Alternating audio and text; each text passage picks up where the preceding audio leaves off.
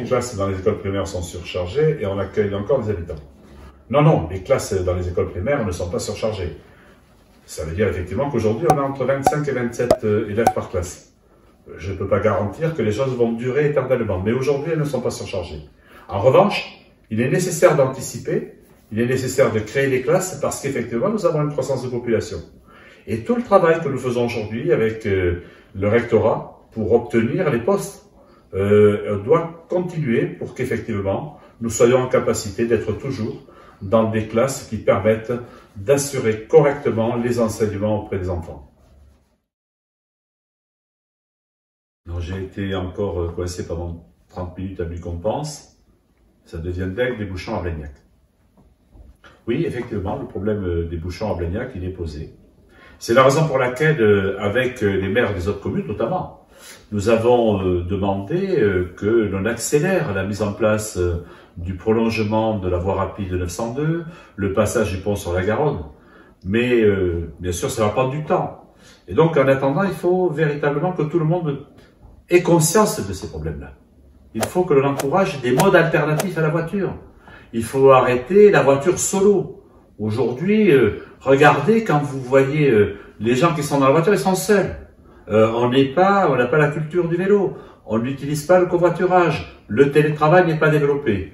Aujourd'hui, avec les entreprises, nous travaillons dans le cadre d'une opération qui s'appelle Commute à effectivement faire en sorte que les modes alternatifs à la voiture soient de plus en plus utilisés pour les déplacements domicile-travail.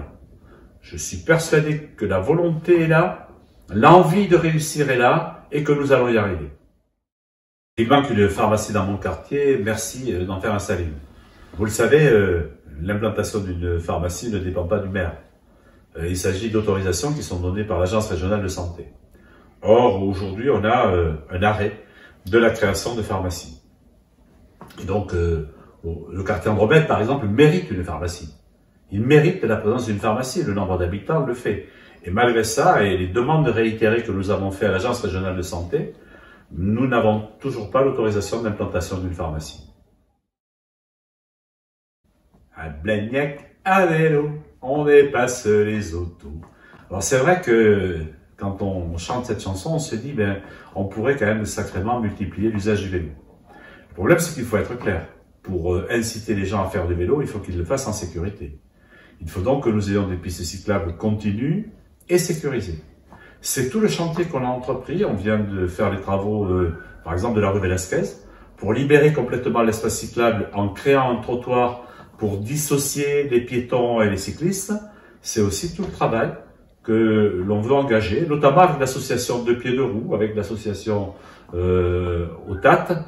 Ce que nous souhaitons, c'est mettre les Blagnacaises et les Blagnacais qui ont réfléchi à ces questions du vélo autour d'une table pour regarder Blagnac intramuros, quelles sont les solutions et comment on connecte les réseaux cyclables de Blagnac au réseau métropolitain.